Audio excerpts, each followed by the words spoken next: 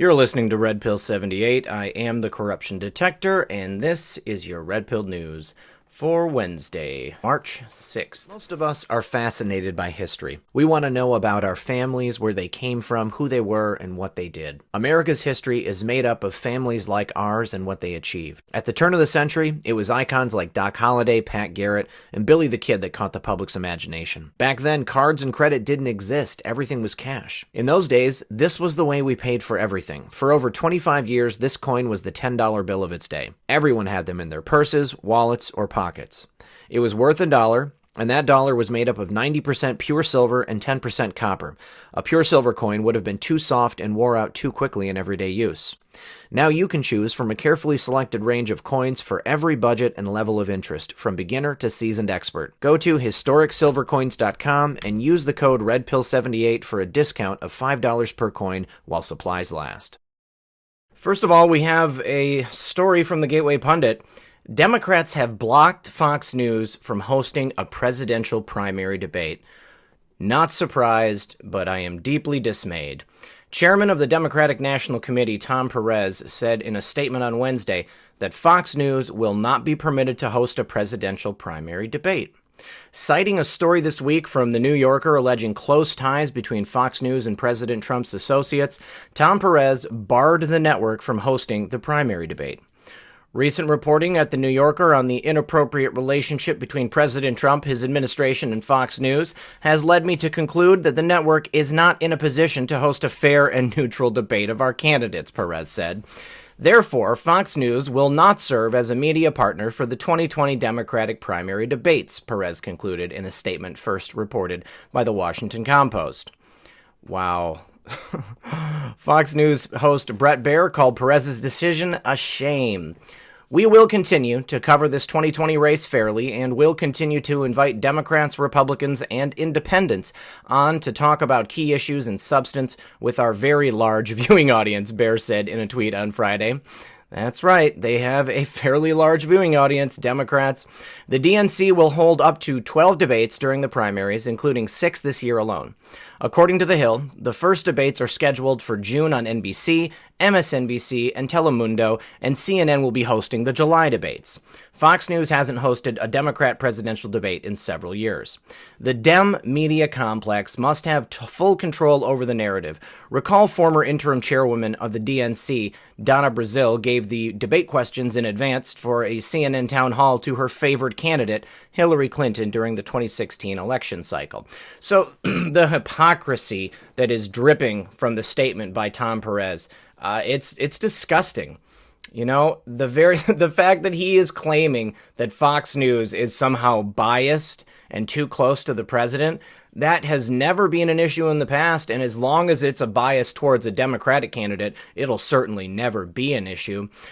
We have a media circus at play in our country right now that is essentially 90% Democrat and a very slim 10% that is Republican. Even, closer to Rhino than Republican. Fox News has plenty of anti-Donald Trump stuff on there because you got Shepard, whatever his name is, Shepard Smith. I don't like watching him, so I don't care to remember his name. But you go to these apparently unbiased networks, and they are chock full of propaganda supporting the Democrats and their agenda. Now, you know what's sad is that because of this, you have this echo chamber of the left in this country, and they think that everybody thinks like them. They think that there's a slim majority of people in the United States that even support Donald Trump. Donald Trump shouldn't have even been elected. Well, I got news for you guys. There is now a far larger conservative base in the United States than there is left-leaning socialist Democrat, communists, okay? And the further you guys go to the left, the more bad you look, and the more people come to our cause because they realize why it's not good on that side of the aisle. They realize that you guys are a recipe for disaster. So continue to cling with your last dying breath to your Saul Alinsky, Karl Marxist ideals, and we'll see how far that gets you, because 2020 is coming up. I'm telling you, I think that with the inability for the Democrats to steal the elections like they have been, I think that you're going to see a much, much, much bigger red wave coming through in this next election cycle. Oh, and look at this. Not to be outdone, our President Trump claps back at Dems. He says, I'll block fake news networks and radical left Dems from holding 2020 debates. Yes! President Trump clapped back at Democrats on Wednesday after the DNC chair Tom Perez announced he is blocking Fox News from hosting presidential primary debates. Trump said, Democrats just blocked Fox News from hosting a debate. Good. Then I think I'll do the same thing with the fake news networks and the radical left Democrats in the general election debates. Boom.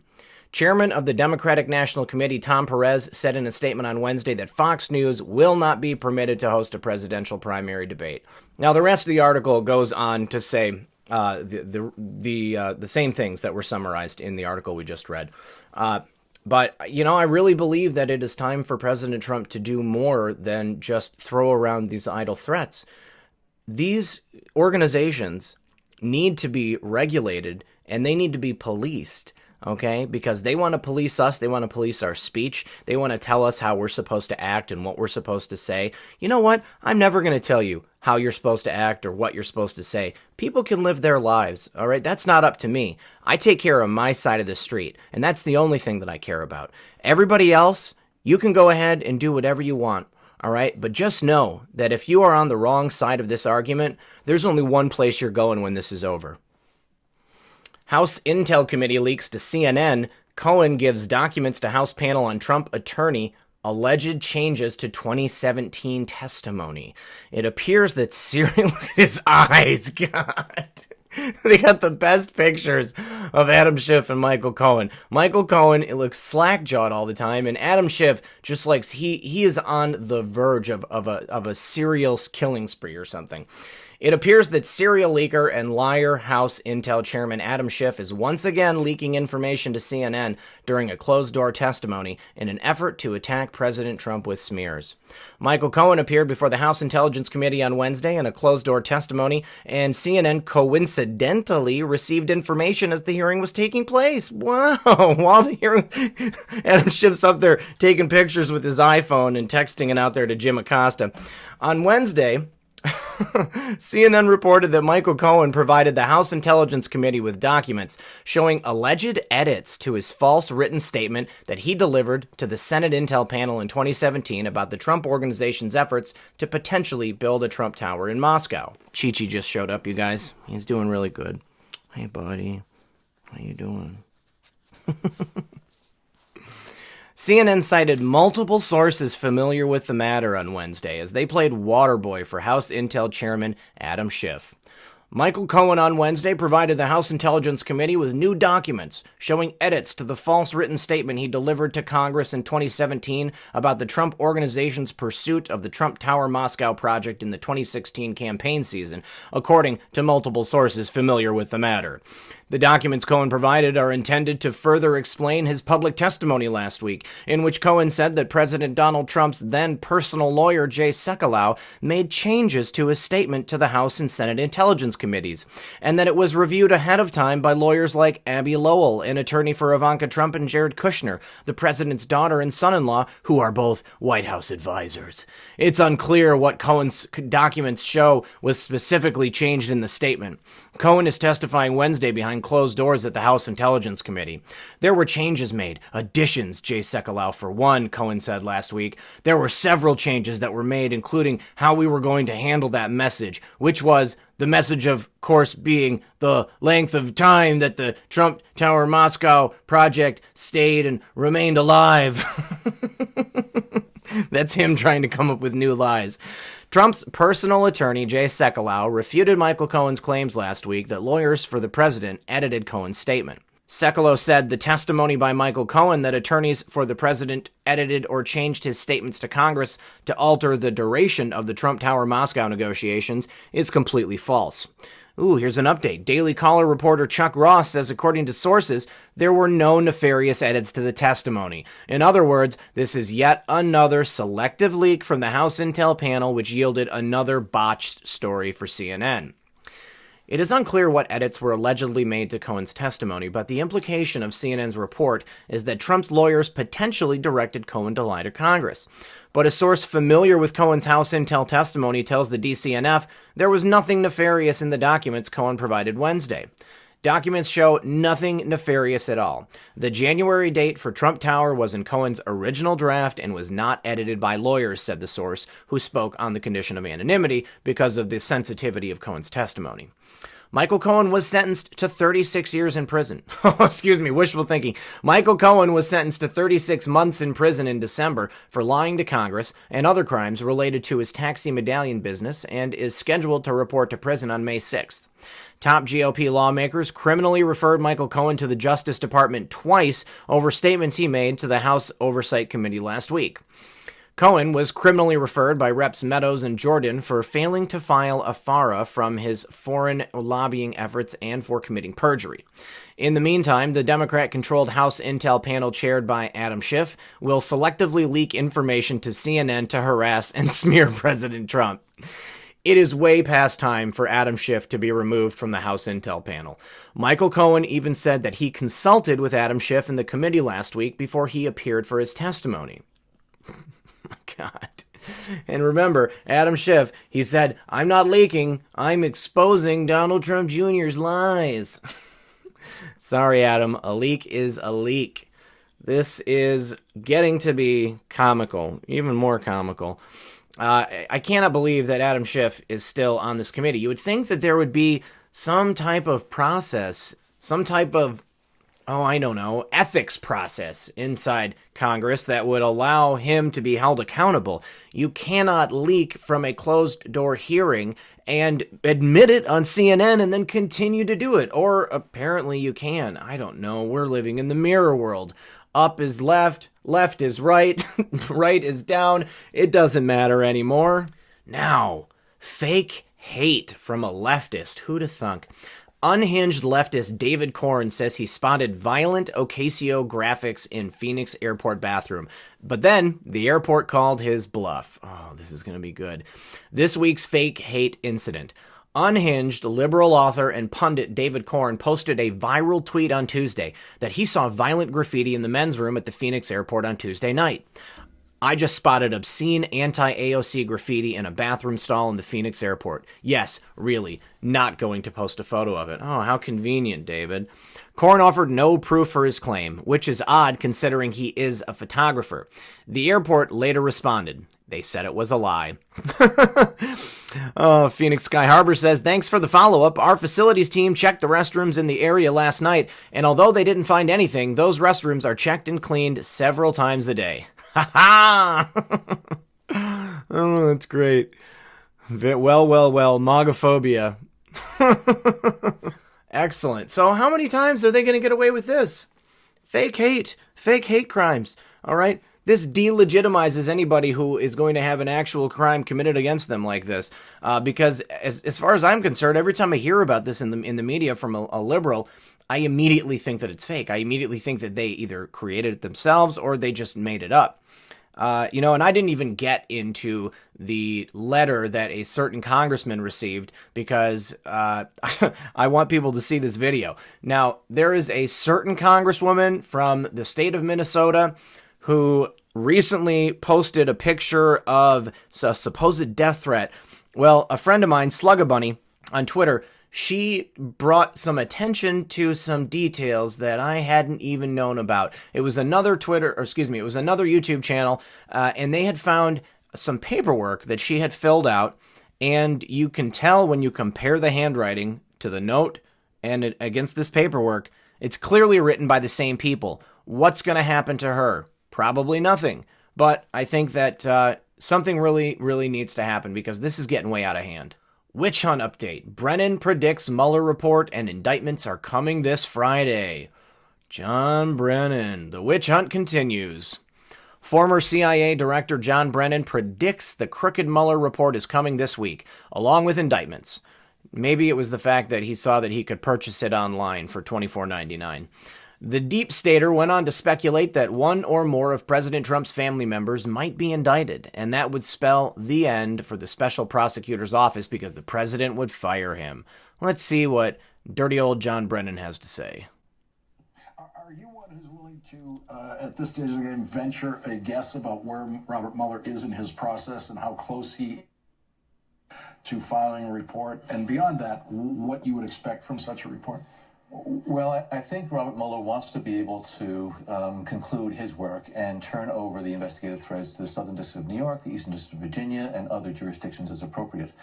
As we're coming up to 2 years, so I think he does want to conclude that. I wouldn't be surprised if, for example, this week on Friday, not knowing anything about it, but Friday is the day that the grand jury indictments come down. And also this Friday is better than next Friday because next Friday is the 15th of March, which is the Ides of March. And I don't think Robert Mueller will want to have the dramatic flair of the Ides of March when he is going to be delivering what I think are going to be his indictments, the final indictments, as well as the report that he gives to the Attorney General. What makes you believe that he has more indictments? Because he hasn't addressed the issues related to criminal conspiracy as well as any individuals. Criminal conspiracy involving the Russian influence? Russians, yes, yeah. I think it was very, and in that's terms of an area, American person, U.S. persons. That's an area you know something about. That investigation was developing while you were still on the job. Well, it was, in terms of looking at what was going on with the Russians and whether or not U.S. persons were actively collaborating, colluding, cooperating, and involved in a conspiracy with them or not. But also if there's going to be any member of the Trump family. Did you see enough at that stage to believe that there would now, that would result in indictments once investigated? I thought at the time that there was going to be individuals who were going to have issues with the Department of Justice. Yes, and I think we've already seen a number of individuals who have been indicted, either have pled guilty or have been convicted now. So, again, I don't have any inside knowledge. I'm not talking with anybody. So, this is typical Democratic rhetoric. What they do is they toss out some fever dream fantasies. They allude to things. They say they think that something is this way, or I believe that it will be. But you know what? There's no evidence for any of this. No one in Trump's inner circle is going down for anything because they've done nothing wrong. All right? And I sure hope that it does come out on the Ides of March and that it fully exonerates our president because there's nothing that he's done. All right, well, in a retraction from my story last night, here we go. Hillary Clinton clarifies. She said she was misunderstood when she said she wasn't running. Well, Hillary Clinton is backtracking on her comments that she's not running for president, leaving the door wide open for a third run at the White House. When a Clinton speaks, their words have an expiration date. This one was 24 hours. Oh, for F's sake, Hillary lets the New York Times know that she didn't really mean it when she said she wasn't going to run for president. Wow. Maggie Haberman says, spoke to someone close with Clinton in contact with her today. They said she wasn't trying to be emphatic and close the door on running when she spoke to a local reporter yesterday, and that she was surprised by how definitively it played.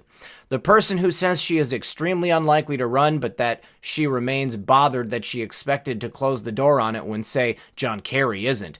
She hasn't told her team she is waiting at least to see the Mueller report. Oh, she has told her team she's waiting at least to see the Mueller report.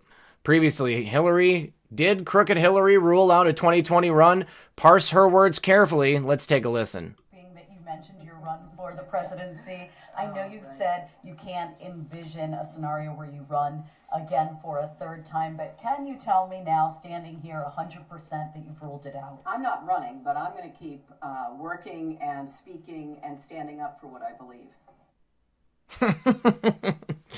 I'm not running, but I might be running. Now, is it just me, you guys, or does Hillary look a little different? I feel like her eyes, like she's wearing more eye makeup than normal, but I also feel like her nose is slightly different, and her mouth even looks slightly different. I'm going to play it back.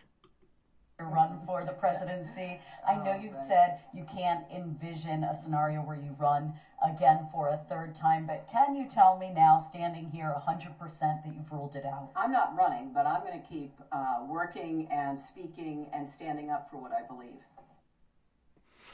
What do you think? I've seen a lot of talk about possible theories about Hillary Clinton and perhaps doubles.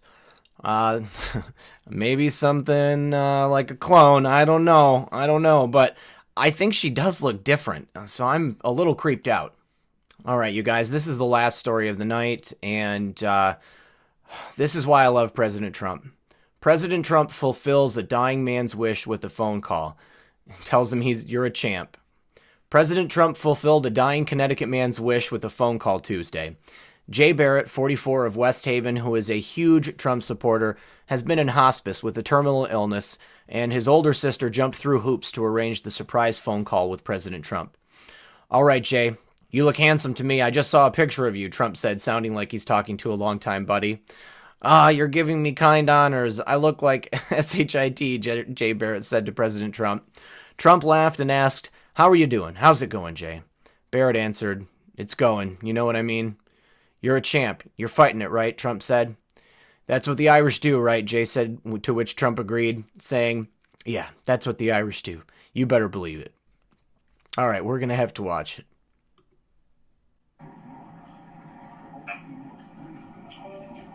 Hello? Holy Christ, what do I get to... Alright, Jay, you look Hey. handsome to me. I just saw a picture of you. No, you're giving me kind honors. I look like shit. How are you doing? How's it going, Jay? It's going, you know what I mean? I'm allowed... You're a champ. You're That's- fighting it, right? You're just fighting it? It's what the Irish do, right? Yeah, that's what the Irish do. You better believe it. Yeah. You look good. I wish you could come to a rally. I wish you could come. I know you like that stuff, but I wish you could. Well, It listen, hey, sounds like you have a great sister, Jay.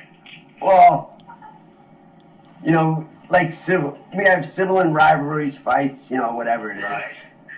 But, hey, listen, if you could pencil me in, I'll find a way to get there. I'll tell you what, when I'm up around that territory, and I know where you live, I know it well. Yeah. Up around that territory where you'll be sitting front row center, Jay. All right, well, I plan on coming down to D.C. between now and my expiration date. So, whatever. Either way. You want to... Can you imagine Hillary Clinton calling a dying man? Can you imagine Barack Obama calling a guy who's about to expire and telling him that he's a champ and that he better keep fighting? Jay Barrett's sister, Bridget Hosky, who describes herself as 100% Democrat, made her dying brother's wish come true. The president called Hosky's phone in the evening. She was told last minute that the president would be calling around 5:30 p.m. Jay Barrett, who is at the end of his life suffering from cystic fibrosis, was moved to home hospice at his sister's house on Sunday, reported the New Haven Register. The New Haven Register also reported that HUD official Lynn Patton, who is also from the New Haven area, will be bringing Barrett a gift from Trump. President Trump is a genuinely good person. And, this is the kind of thing that you don't see in politics, that you don't often see from people. For him to be so generous and to make this man's dying wish come true, you can't get much better than that, And this is one of the number one reasons why I support Donald Trump, because he's a great guy. He's got a lot of heart and he cares. He would not be doing this if he didn't care. He doesn't have to do this. He doesn't have to put himself and his family in the line of fire, letting his fortune get sucked away, letting his life get picked apart by the opposition party. It's incredible. And it's given me a lot of hope for what is possible in this country. Even if President Trump disagrees with people, he's still willing to sit down and chat with them. It doesn't matter if you're left or right or center. We're all Americans, and President Trump is here to help all of us. All right, I think that's all I've got for you guys tonight. I want to thank everyone for joining me. As always, I am Red Pill 78, the corruption detector, and this was your Red Pill News. Good luck, everyone, and God bless.